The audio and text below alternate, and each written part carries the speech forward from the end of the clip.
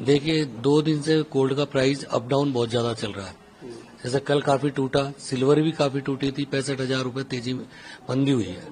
तो ये इतिहास में पहली बार हुआ है इतनी तेजी मंदी एक दिन के अंदर होना, बहुत रेयर केस में ऐसा होता है। और ऐसे में अपने को बहुत सावधानी से इस ट्रेड में व्यापार करने की जरूरत है। और मेरा मानना है कि जो भी डिप लगता है उस पर लोगों को बाइंग करनी चाहिए, क्योंकि गोल्ड सिल्वर में अभी भी मेरा मानना है कि मंदा नहीं है। लॉन्ग टर्म में गोल्ड सिल्वर काफी तेज रहने वाले हैं। तो जहां भी ये मंदा आया है और नीचे आया है बाजार, वहां पर मेरी राय है कि लोगों को जो इनको परचेज करनी है, बच्चे शादी लायक हो रहे हैं जिस घर में, उनको परचेज कर लेनी चाहिए। देखिए इसके कई रीजन है। इसमें पहला तो है डोमेस्टिक खपत। डोमेस्टिक खपत बहुत तेजी से बढ़ रही है, जैसे सौर पैनल में बढ़ रही है, दवाइयों में बढ़ रही है, अपने और ईवी में के अंदर बहुत बढ़ रही है, और एआई जो आ रहे हैं, एआई के कई प्रोडक्ट में बढ़ रही है, इलेक्ट्रॉनिक्स प्रोडक्ट में बढ़ रही है। तो डोमेस्टिक खपत हर चीज में सिल्वर की बढ़ती जा रही है। और दूसरा कारण है चाइना। चाइना ने एक्सपोर्ट पे बैन कर दिया है, जो चांदी का 30% का प्रोडक्शन करता है। उसने चांदी बिल्कुल एक्सपोर्ट बंद कर दी है, और वो इम्पोर्ट और कर रहा है, वो स्टॉक कर रहा है, क्योंकि वो उसका मानना है कि मैं रॉ मटेरियल क्यों बेचूं, मैं इसको प्रोडक्ट बना के बेचूंगा जिसमें ज्यादा कमाई होगी।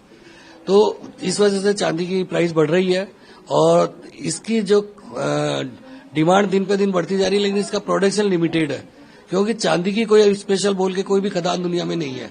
ये कॉपर का, अपने गोल्ड का और जिंक का बाय प्रोडक्ट है। ये उनकी खदानों में बाय प्रोडक्ट के रूप में निकलती है। तो जब भी प्रोडक्शन कम है, खपत दिन पे दिन बढ़ती जा रही है, तो नेचुरल है कि इसकी प्राइस आने वाले दिनों में और आई होगी। और मेरा मानना है कि जो भी डिप लगा उस पर लोग खरीदेंगे तो फायदा ही होगा। देखिए गोल्ड के भाव और सिल्वर के भाव बहुत तेज हो गए, इससे फर्क तो नेचुरल है, पड़ेगा ही। लोगों का बजट भी डगमगाया है, जिनके घर में शादियां हैं, मीडियम क्लास का तो काफी डगमगाया है। लेकिन अपने यहाँ क्या है, गोल्ड और सिल्वर लोगों की भावनाओं से और कल्चर से जुड़ा हुआ है। तो गोल्ड परचेजिंग कर रहे हैं, क्वांटिटी थोड़ी कम हुई है, लेकिन लोग परचेज तो कर ही रहे हैं, क्योंकि शादी है तो करना ही पड़ेगा, तो वो कर रहे हैं। और वो ये भी जानते हैं कि आज भी हम यदि परचेज करते हैं गोल्ड सिल्वर, तो लॉन्ग टर्म में यही हमारे आगे भविष्य में एक तरह से सुरक्षा का कारण है। बच्चे साथ दे नहीं दे, गोल्ड सिल्वर घर में होगा तो वो काम ही आएगा। और देखिए व्यापारी बजट से ये अपेक्षा करता है कि कहीं ना कहीं उसको टैक्सेस में रिलीफ मिले, और टैक्सेस में रिलीफ के साथ इनकम टैक्स में भी रिलीफ मिले।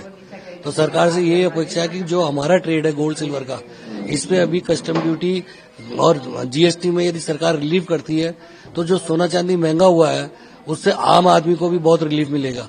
और इसमें क्या है कि सेल कहीं ना कहीं कम हुई है, तो सेल कम होने से जो हजारों लाखों कारीगर जुड़े हुए हैं उनमें भी बेरोजगारी हुई है।